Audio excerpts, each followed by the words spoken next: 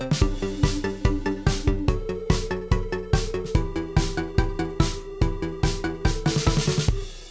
draw for the 2023 Africa Cup of Nations in Cote d'Ivoire was held in Abidjan yesterday. So all the 24 participating teams now know who their opponent, their group stage opponents are. On that note, I welcome you to Nigeria Superfans Forum. Of course, this is where we discuss all things African football. Kado Gundari and James Agberebe are here, and today we will be doing the very thing that we do best, which is to break things down. So the Super Eagles of Nigeria, again in Group A, and they will be facing the host Cote d'Ivoire. We'll be looking at that group, and of course, all the groups regarding the other big teams on the continent. We'll be talking about a whole lot of other stories on the African continent. Guys, once again, you're welcome to the show. Well, Femi, thank you very much. It was a pleasure. Thank you very much, Femi. Happy to be here. Okay, Kayode, let's get started. Of course, the Super Eagles of Nigeria in Group A, alongside host the Ivory Coast, the same Ivory Coast that prevented the Super Eagles for being in Pot 1, because Ivory Coast being host, the Super Eagles of Nigeria will have been in Pot 1. But again, with Ivory Coast, Equatorial Guinea, and Guinea-Bissau. Someone was saying, what is it with the Super Eagles and Guinea? But Kayode, let's look at that group. Would you say the Super Eagles have no excuses not to qualify from this group? I think that ordinarily on the face value, it's always tricky playing against the home team. Always tricky playing against the home team. So in that space and in that time, I would say the host teams, and they are not just hosts, they also have one of the best teams on the continent, at least on paper. But the truth is, it's better to meet them now and get the business done in the group stage. Hopefully, we don't get to meet again until they are knocked out or into the final stages. Although I pray they are knocked out before we get to the final stages. Although I'm getting ahead of myself, putting Nigeria in the final stages already. But yeah, if we're talking like Nigerians now, I think it's better we get it done against the host country and then move on to the elimination stages without having unlucky. And it's also tricky because at the point we're going to play them, I hope we are already safe. Because if we start slowly, as we usually do in recent times, and we now get to the game against Ivory Coast needing a win, and God save us if they also need to win, I'm not sure we're going to be able to. So we should do our business against the other two. No disrespect to Equatorial Guinea and Guinea-Bissau, but we should do our business against those two and not hope on a result against the host country. Are they beatable? Of course they are. Can we beat them? Yes, we can. But will the odds be in our favor? Will everything conspire to be in our favor? That we have to leave until we meet them. Okay, some people are actually saying that Ivory Coast are not as strong as they used to be in the 90s, and I think I would agree. Nigeria is also not what it used to be in the 90s. But not as weak as Ivory Coast of this moment. I do not agree. But then they are playing at home. Imagine, no matter how bad Nigeria is, I'm not sure anybody will want to play us at home. I'm not sure. Yeah. Okay. James, let's look at, of course, friendly neighbors, Ghana, in a very, very tricky Group B with Egypt. Remember, we played Egypt in our first game at the last AFCON. Then Cape Verde again. Then Mozambique. It is tricky for the Black Stars. Yeah, I think I want to liken this Ghana group to that of the Super Eagles. It's when you take out Egypt from the group, I think the other teams, all teams being equal, you expect the Black Stars to take care of business against Cape Verde and Mozambique. I know they played against, I think they're in the same, they played with Cape Verde in the qualifiers. At least they have an idea of what to expect. You know, it's not if you are going into the game not knowing the kind of opposition you are going to face. So for me, I think I'll go with Egypt and Ghana in that group. Like I said, all things being equal for the Black Stars. Not because the last edition was a shocker for everybody when they lost to. They crashed out in the group stage after losing to. I've forgotten the minus 3-2. I mean, it was so shocking. So Is it Comoros? I think it's Comoros. Comoros, yes, Comoros. So I want to believe that they will have learned a lot of lessons from the last edition, which was a very huge disaster for Ghanaian football. So with the crop of players that they have now, with the new coach, and the way they qualify from the while they book their tickets, I think they would have learned a lot of lessons. And I think I want to stick my neck for the Black Stars that they are going to come out from this group alongside Egypt. And maybe, who knows, another team will also qualify because, the 24 team tournament and the best 4 losers. So for me, I think the Black Stars they are good to go from this group. Kyle, the Indomitable Lions of Cameroon, they have a very, very big game, oppositions in their hands in Group C with Senegal. That is already a banger. Then you have Guinea and the Gambia, particularly Guinea, very tricky one for the Indomitable Lions of Cameroon. Like you see on paper, you would expect them to pull through, but football these days is not like that anymore. Interestingly, of course, in the days ahead, when we start to doing analysis of that group, I am going to stick my neck out a bit. I don't know how dangerous that's going to be. That I think Gambia might just shock quite a number of people in that group, because over the past few years, they've had some very, very exciting young players coming through the youth competitions that we've seen. They have very good young players. We've seen them play. Absolutely.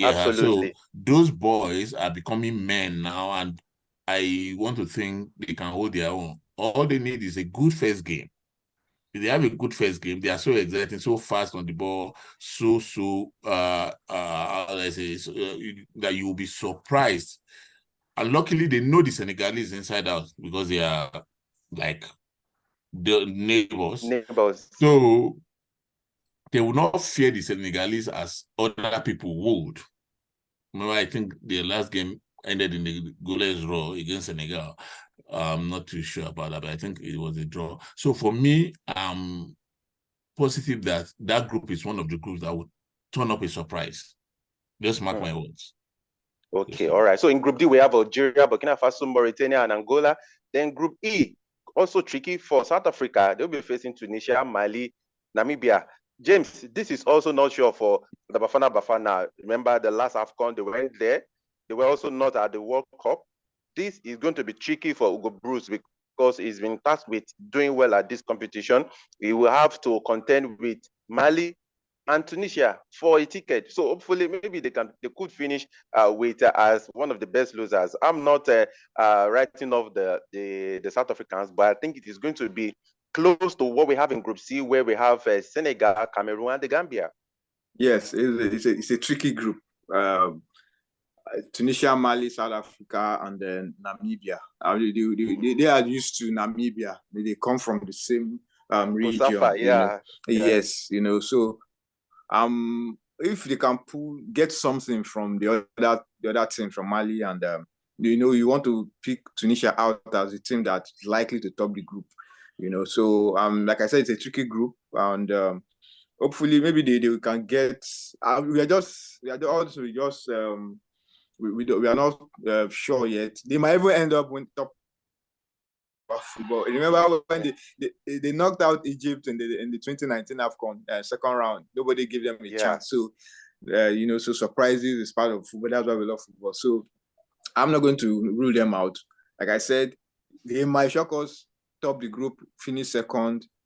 So I'm not going to just say find their football compared to when they used to be that team. I remember in the 90s when they came out, they were really a very strong team back then, but they are no more the team that they used to be.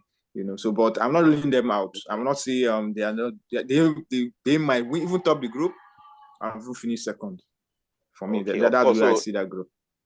All right. So in final group F, we have Morocco, DR Congo, Zambia, and Tanzania. If Morocco do not qualify from this group, I think Reguagi has an explanation to do to all of us. Okay, let's go to reactions now. Mikel Obi, of course, former Super Eagles captain, has said that Nigeria is always the favorite to win the AFCON. Kyle, I think if you ask me, I think this used to be on paper, football, the way it is. But Mikel said at every AFCON the Super Eagles of Nigeria qualify for, they are always the favorite. And he's very confident that the 2023 AFCON, he borrowed the mantra from the Three Lions. He said it is coming home. He said this is coming home. The tournament is coming home. AFCON 2023 is coming home to Nigeria. But let's talk about the fact that, do you think the Super Eagles are favorite for this competition? I do not know. I do not know, honestly.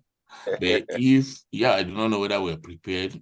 But then within the time remaining, if we put our house in order, if we all do what we're supposed to do as the FA, the players, the media, and the fans, I agree with Michael that every AFCON since 1976, no, not 76, since 1978, let me say, we've always been one of the favorites. And you agree with me that Nigeria, we've always been like, we have the best podium finish of all the African teams. We've had more podium finishes. That is, we have been in 1, 2, 3 more than any other country. So it's kind of odd, weird, or even that we only have 3 titles to our name. We should have had more. Yeah, it's just like Brazil going to the World Cup. They are always favorites. They may end up getting knocked out in the second round or in the quarterfinal or semifinal, wherever. But going into every World Cup, Brazil are always favorite. Okay. The same way, that's why I agree with Mikel that we are favorite. So the target is always on our back. Everybody is always looking out. When they play Nigeria, they put in an extra shift because they know that if you beat Nigeria, that's one of your top rivals out of the way. And that's what makes it difficult for us, to be honest, that everybody wants to beat Nigeria. So it makes the job a bit difficult for the boys. But then I will have it no other way. If you cannot beat the best, then you don't deserve to be the best. Okay. So today officially makes it 3 months to the start of the 2023 Africa Cup of Nations in Cote d'Ivoire. Today, the 13th day of October. Of course, the Super Eagles of Nigeria will be taking on Saudi Arabia in an international friendly in faraway Faro, Portugal today. And yesterday, the coach of the team, the technical advisor, Jose Pesero, talked about a whole lot of issues, saying that the friendlies will help Nigeria to actually polish the team ahead of the 2026 World Cup qualifier, which starts next month, as well as preparation for the AFCON. He talked about Saudi Arabia being a worthy opponent for the Super Eagles. He said they were the last team to have beaten Argentina, I beg your pardon. Argentina are the world champions. And he talked, of course, about Super Eagles captain Ahmed Musa and Ekong, while they're not in the team. He said Musa had visa issues while Ekong was on the standby list.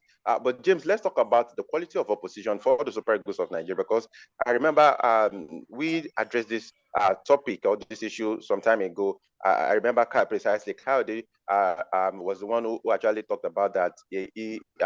I think it was Mobi Oparak who said Saudi Arabia wasn't or isn't, whichever way, good enough for the Super Eagles of Nigeria. Kayode disagreed. But James, would you still go with Kayode or think that Saudi Arabia, they are good enough for as a warm-up game for the Super Eagles of Nigeria, even Mozambique? Because some people are saying that Nigeria could have got better teams to prepare with rather than these 2 teams. For a team that defeated the eventual World Cup, you don't want to just shove them aside. Though they are, I think they've not been doing too well. I think I read somewhere that I heard on a radio program that they've not won any of their last 6 games. I think they've lost everything, But there's always a time when you want to halt such runs. So for me, they're not that bad. You remember they made their World Cup debut the same year the Super Eagles made theirs 1994, and they also got to the round of 16. So they are former 3-time Asian champions. So they've finished runners up at the Confed Cup in 1992. So I mean, their junior team won the under-17 World Cup in 1989. So I think they have a little bit of pedigree. Fine, they are not among the toughest, the biggest, but the thing is, they're going to give you a good game. just like what they did to Argentina. So they're a And team they have that a good if you coach, look them, Roberto Mancini. Roberto Mancini, you know, so we have history with them. We played them in 85 under 17, 0-0. Beat them in 89, Saudi 89 under 20. They defeated Nigeria under 17 in Scotland 89. We defeated them 2011 under 20 under John Obu. They will play them a friendly game. This is the second time the Super Eagles will meet them in the friendly. 2010 was the first time 0-0. You know, so we have a kind of we have a little bit of history with Saudi Arabia. You know, so I'm expecting a good game. It's not going to be easy. And one thing again I've come to realize, Saudi Arabia, the only time they lost on African team at the World Cup was against Cameroon, if I'm not mistaken. That was 2002 World Cup in Korea, Japan. They defeated Morocco in 1994, drew South Africa 1998, drew Tunisia 2006. I think they defeated Egypt. Egypt, who we claim as the best team in Africa. Saudi Arabia defeated them in the 2018 World Cup. You know, so I think they have a good history against African teams. You know, so like I said, I'm expecting a good team. Jose Peseiro knows them. He has handled them before. So don't let us see they are not, because they are not one of the superpowers. But this is a team. On a good day, they will give any team a good fight. You know, so let's just hope for a good outing for the Super Eagles. Okay, so we hope that the Super Eagles, because Jose Peseiro has charged his players to ensure that they at least get a victory for Nigeria, because even yesterday at the pre-match press conference, Kenneth Omeru, who is now the standing captain, was saying that Peseiro has talked so much to them about the winning mentality that they should even have as much as having 10-game unbeaten run in order to help their mentality. Kyle, let's talk about Thomas Partey. Of course, remember Ghana are preparing for their international friendly against the United States of America and Mexico. But this time again, for the second time, I remember during the AFCON qualifier, Arsenal, they sent a physio in person of Simon Murphy to follow Partey to Ghana in camp. Again, they've done it again this time, and Simon Murphy is with the Black Stars in the US, where, of course, they'll be taking on US and Mexico on October 15 and 18th, respectively. This was the same guy who was close to leaving Arsenal during the summer, because of the arrival of Declan Rice. But, Kadi, would you say it's because Partey is that important to Arsenal? What do you think? Well, he's on contract. And when you're on contract, the club pays your bills, so they have to protect their investment. That's it. Of course, it's important. But clubs don't do this for every player.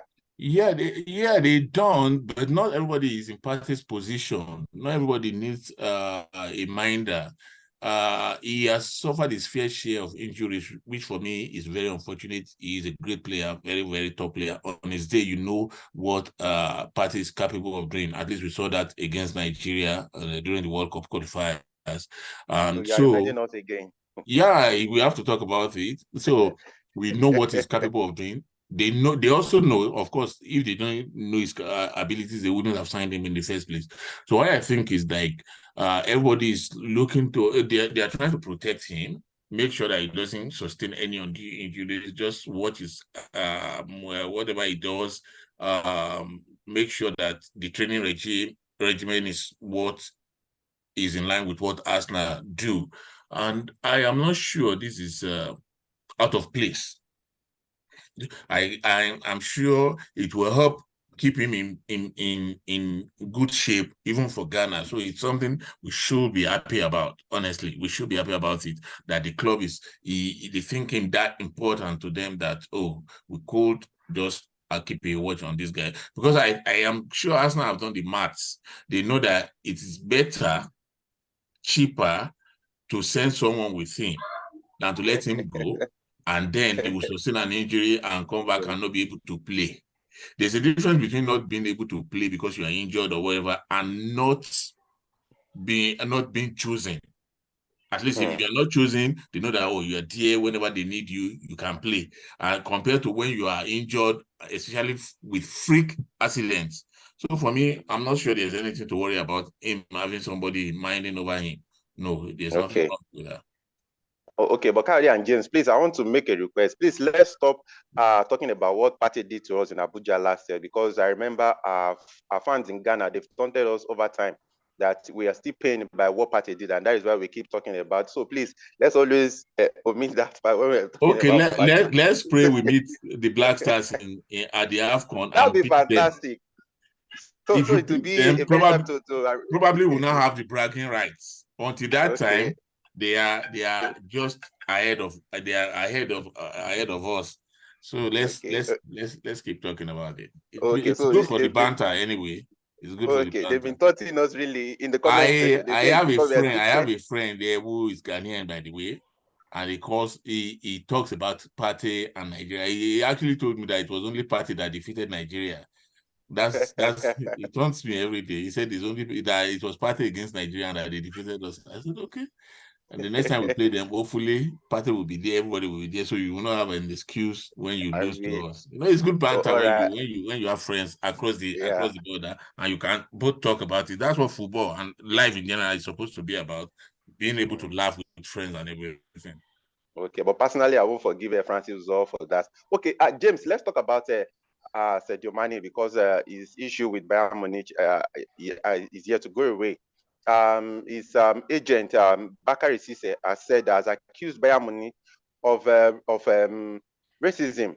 He said that the reason why Bayern kicked his agent or his client out of the club wasn't because of sporting issue. He said because the club were ashamed that a black man was their highest paid player. And of course, Bayern came out to say that no. They said, and I quote, in the press release, Bayern said, we cancelled Sadio Mane's contract by mutual agreement.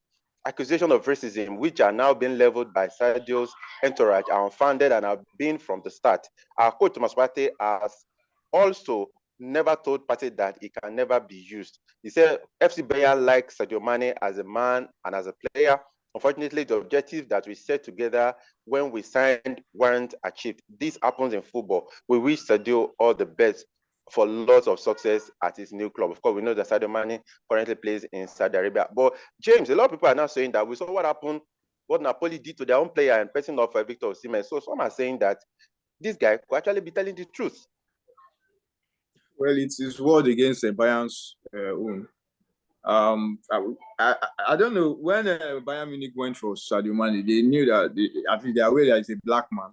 So I don't understand where this they were ashamed when they were doing the signing and all the agreements. You know, as if they put a gun to their head that you must sign this on their face. You must sign this black man. I don't understand where the other one is coming from. Some people always quick to always play this risk card because it's so easy to always, you know, especially when you want to play on people's emotions and all those things, start bringing in all those things into it. You know, we will never know what really transpired. It will always be hearsay. And the good thing is, the things didn't work out, and he was able to find his way out of there, and he's doing well where he is now. So I think we just let it be instead of throwing up all this debt or here and there. He's not the first player that will go to a big club and things didn't work out. I mean, we also happened to Eden Hazard at Real Madrid with all the high hopes. He was a big flop, but I think it will be one of their worst ever signing. You know, so like that's just life. You know, it's not all the time you expect a big player to go to a club and things will work out. Even the great Ronaldo, he once played for Manchester United. He did very well. Went to Madrid, did very well. You know, he came back to Manchester United, and the second stint was not just good at all. You know, so all these things happen. But all this talk of because of racism and here and there. I mean, there are a lot of things that happened. We saw what happened between him and his teammates, Leroy Sané, and maybe a part of the reason why they decided to let him go. You know, so I don't know. Like I said, we will never know what really transpired. We will never really know. You know, but like I said, the good thing is he's happy where he is now. Okay, of course, money brings happiness. So maybe that is why he's happy where he is. But the argument a lot of people have actually brought up is the fact that Bayern would not say that they've not had players who had, maybe a fiasco or they were into fisticuffs after certain games. And how many of them were actually thrown out of the club because of that? So like you said, it's going to be their words against the words from Sadio Mane's camp. Kyle, let's talk about this young man, this Lamine Yamal, of course, a 16-year-old who has been on fire for FC Barcelona. We saw him. He became, I think, the youngest player to score for Spain during the Euro 2024 qualifiers is now a subject of dispute, so to say, between Spain and Morocco, because his father is from Morocco, and Morocco wants him to switch allegiance. As a report yesterday said that Morocco even offered him financial compensation, so to say, so that he could switch his allegiance, but he refused. But the thing is, currently, the young man's head is kind of being spinned around, because people are telling him you have to represent your country, the country of your father, where Spain. He grew up in Spain, and some are saying that this is where you were nurtured, so you have to represent, you have to pay back, so to say. He's 16-year-old, and a lot of these things are happening around him. I don't think that should be a subject of debate. The final decision will be with the boy's family. The final decision will be with the boy's family. Because at this point, he might not be able to take a decision on his own.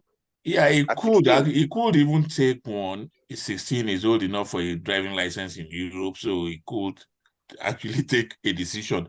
But then, being African, you know that most of these decisions are taken by Yeah, the see a family. baby in Africa. Yeah, see Yeah, a baby. and then most of these decisions are taken by the family, and I think he will go with France because with Spain. Sorry, I beg your pardon. He will go with Spain because, to be honest, he has a better prospects. Of course, people will tell you they will use and dump him. But the fact people tend to forget is that they discovered him in the first place, developed him, nurtured him to what he is today.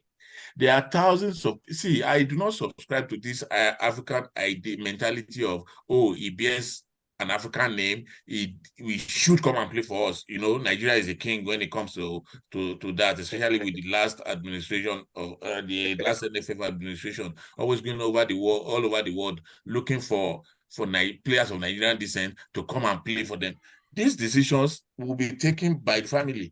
I was on a conversation with Noah Okafor's dad, the AC Milan guy.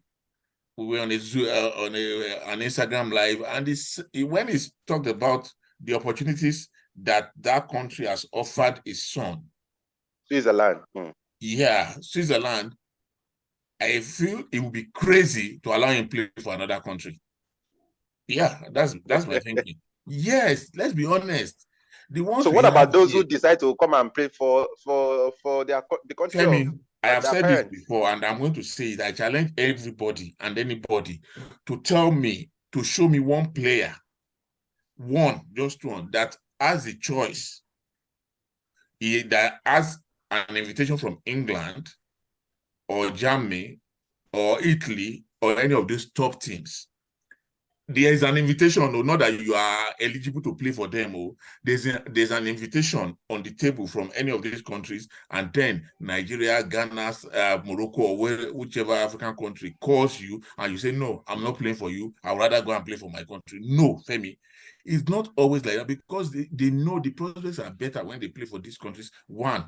Two, they have built all their lives in those countries. Who do they know in their country, in their father's country? It's just like you. Okay, I have a young boy now who plays for the England under-17 team. He just signed for Aston Villa. He just signed his first professional contract this week, actually, and he has played for England under-15, under-17. And he's of Nigerian parentage. His father and his mom are both Nigerians. But the truth is, what England has offered him and the siblings, he has 3 other brothers. What England has offered them in terms of the nurturing, discovery, and development and everything. These are boys who have built all their lives in England. If you bring them to Nigeria, they'll be like fish out of water. I always use an example. All of the boys from England, it will be Olaino, Semi Ajayi, and the rest of them. When you go to the Super Eagles camp, they bond together. They're always together, not because they don't want to talk to the other players, but because those are the closest in their worldview. Those are the ones that they can easily relate with better than all these our homegrown players. So for me, I do not envy these guys. If they come to play for us, they make a difficult decision, but we should not think it is automatic, Femi. If that young man decides to play for Spain, I wish him all the best. If he chooses to come and play for Morocco, all the best too. But nobody should crucify his decision. It's not easy. It's not easy. It's time we start having concrete plans that would last for 5-10 years to discover players and nurture them. The ones we have, how much have we utilized them? Why are we talking about somebody who just came up and nobody comes from nowhere? We owe them. We don't pay them. Yeah, nobody comes from nowhere, Femi. Nobody comes from nowhere. They have there's a process that they have followed. The fact that we do not have a process, we do not have a system, does not mean other countries much more serious do not have. So if these players have been through all those systems and processes and they are now what they are today, without his name is Femi, so he should come and play for us. No, sir. If he chooses to come to play, fine. If he doesn't, fine with me. I'm blasé about the whole thing. I don't think any of those players owe us. No, they do not. Sadly, time is not always our friend each time we come on Nigeria Fans Forum. Of course, we've been telling you that we are cooking something, and I think it is time for us to let you into that sumptuous meal. For Nigeria Fans Forum, we are coming to the end of posting our full content on this platform. Of course, we have some issues with YouTube. So we've created a new channel, which is Sport Africa. Sport Africa, the Africa with a K. Please, we want you to go there and subscribe for all our content, the full content henceforth. That is where you will find them. And of course, for the countdown to the 2023 Africa Cup of Nations in Cote d'Ivoire, that is where you will find them. So please tell our other subscribers and people who haven't subscribed to us before, tell them to please subscribe to our channel. Also, don't forget to click on that notification button on that new channel so that you can get our video as soon as they drop. In the coming days, we'll be telling you more about that channel. We'll see you all next week. I remain Ashalolu Afemi. Bye for now.